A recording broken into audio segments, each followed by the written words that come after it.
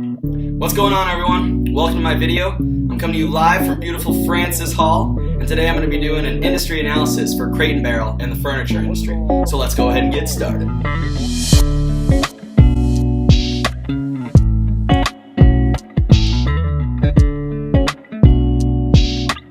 Before we get into the content, I want to give you a little bit of a background about me. I'm originally from Milwaukee, Wisconsin, but I moved all the way to Scottsdale, Arizona when I was really little. I know you're thinking it because everyone always asks me, why in the heck did you come from Scottsdale, Arizona all the way out to Olean, New York? Well, I was actually recruited to be on the swim team here, and I was a 4-year member of the swim team when I did my undergrad in marketing here at Bonus. I decided to come back for one more year and get my MBA. I'm currently the graduate assistant over in the athletic department, where I work with people like Steve Campbell and Seth Johnson. I primarily focus on game operations, game management, and a little bit of marketing every now and again. I haven't quite decided on what I'm going to do after I graduate, but I'm looking to go into commercial real estate, branding, or sports marketing. Let's get into the industry analysis. Given that the furniture industry is such a large industry, I'll be focusing on Crate & Barrel's Strategic Group, which is a multi-channel, affordable, and quality home furnishing retailer. In order to provide the best possible industrial analysis for this industry, we will be using the Porter's 5 Forces method. By doing this, we will be able to identify all the different forces that can impact a company in the industry and the levels of their significance. Let's begin an industry overview. The $39.9 billion industry that is the home furnishing market has been around for hundreds of years. Because of its age, it might be obvious that the industry is in the maturing phase of the industry lifecycle. However, since the housing crisis in 2009, it has been steadily growing to become one of the fastest growing industries in the United States.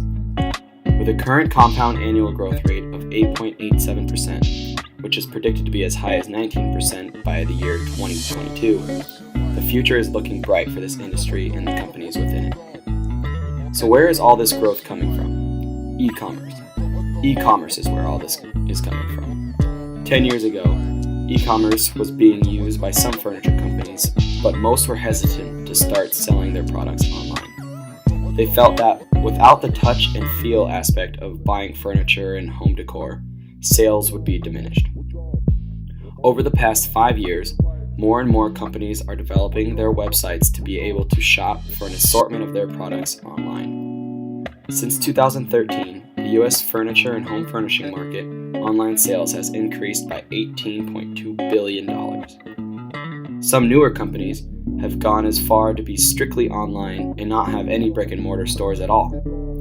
And with the popularity of smartphones and online shopping consumer behavior trends, people are finding it much easier to just purchase their home goods online and have them shipped directly to them. By adding this new multi-channel approach to furniture shopping, more value is constantly being added for the customer. Another factor that is helping the home furnishing market is the growing real estate market in the United States. This only makes sense that as unemployment in the United States continues to drop, people are beginning to feel more comfortable with purchasing houses and renovating their own. When housing sales go up, demand for home products goes up as well. Thanks, Econ 101. Increasing preferences for premium or luxury home furnishing goods, a rise in household disposable incomes, and rapid globalization are also contributing to the growth of the market. The only real downfall in this market is the high inventory cost, but this is pretty normal for retail. The first force we will be discussing is the threat of rivals. The primary competitors of Crate & Barrel and the biggest faces in the industry are Ashley Furniture, IKEA, Williams-Sonoma, Pottery Barn, West Elm, Berkshire Hathaway, Raymour & Flanigan, American Furniture, and as of lately, Amazon. The threat of having large numbers of competitors is obvious, and loyalty is very low because of this, averaging about 10% between the different generations. This is because there are so many places to shop and so many different products to choose from. Companies are trying to increase loyalty by adding loyalty and reward programs because they know how little switching costs there are for the customer. The competing companies differentiate on price, quality, convenience, accessibility, shopping experience, brand offered, quantity offered, and many more. In order to stay competitive in the market, marketing is a huge cost for these companies and is almost necessary to maintain a healthy level of business. The final conclusion: this industry has a high threat of rivals.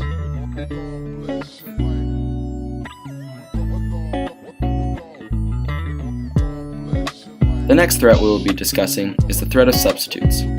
In the furniture business, technically anything could be a substitute. You could use a boulder as a table, or a tree branch as a closet hanger to hang your clothes on. But in the strategic group of Crate & Barrel, the threat of substitutes isn't really a threatening factor. A substitute would differentiate on price rather than the actual product. For example, a substitute for the affordable quality home furnishing products would be a high-price luxury home furnishing product. In addition, a substitute could also be in the quality of the product. Customers could choose to go with very cheap products that are made out of subpar materials, but this is very unlikely. Because of both of these scenarios, switching costs for substitutes could be both high and low for the customers. They could either pay more for the luxury goods or they could pay less for subpar products. The final conclusion: there is a low threat of substitutes.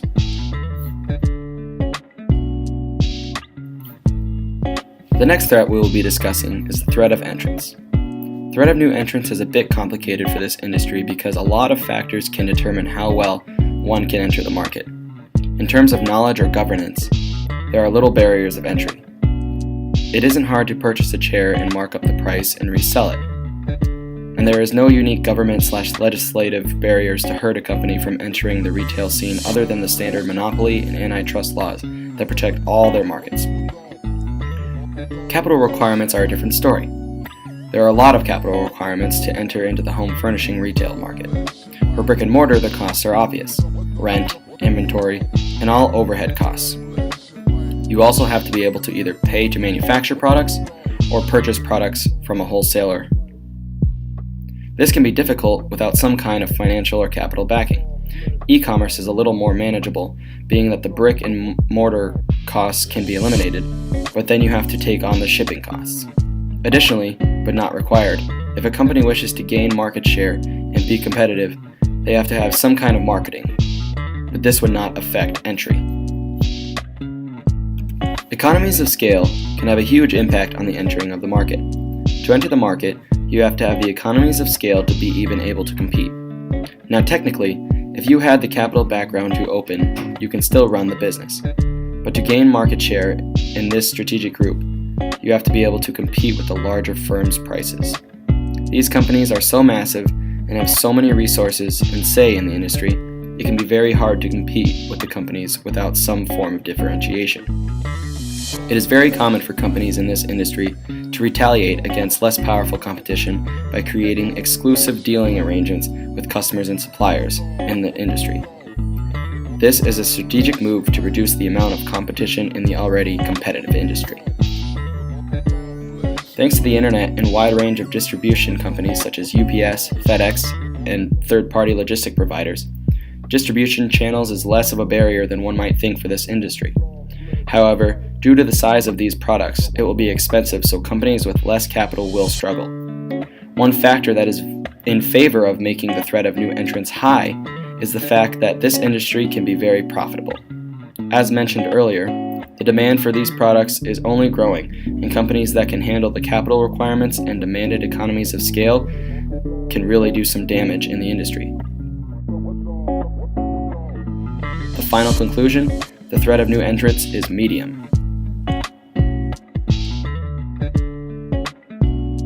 Up next is the threat of buyers.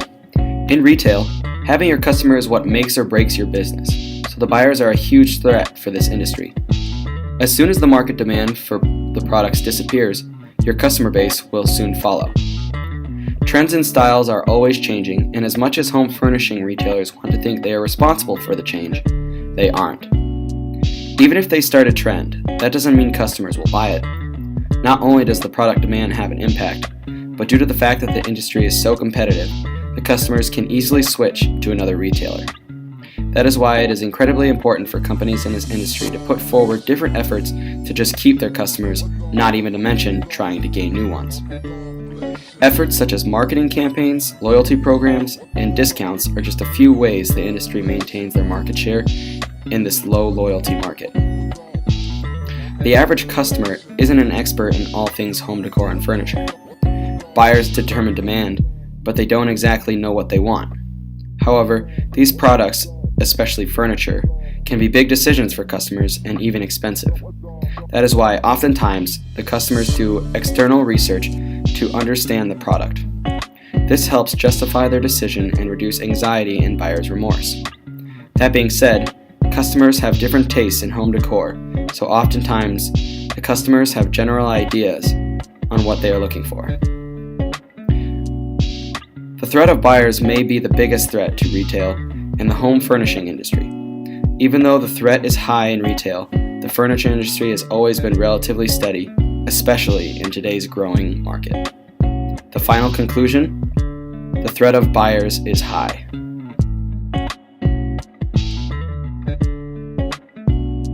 Up next is the threat of suppliers. When it comes to the industry suppliers, this side of the supply chain is a little less of a threat to a home furnishing retailer. This is because there is a large amount of suppliers in the furniture industry, so there are plenty of options for retailers to choose from. There are so many suppliers that even if a supplier backs out, they can easily be replaced. Now, this isn't usually the case because there is a lot of collaboration and design between the members of the supply chain, so the relationships usually last longer than other industries. Because of the number of manufacturers and wholesalers, suppliers in this industry have little bargaining power. This gives the suppliers less ability to raise prices for their products.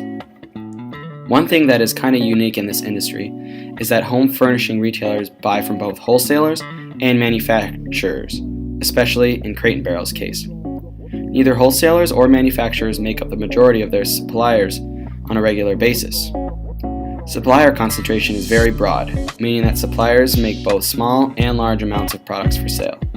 However, the only trend in the industry is that most suppliers, more specifically manufacturers, stick with a specific raw material for their products.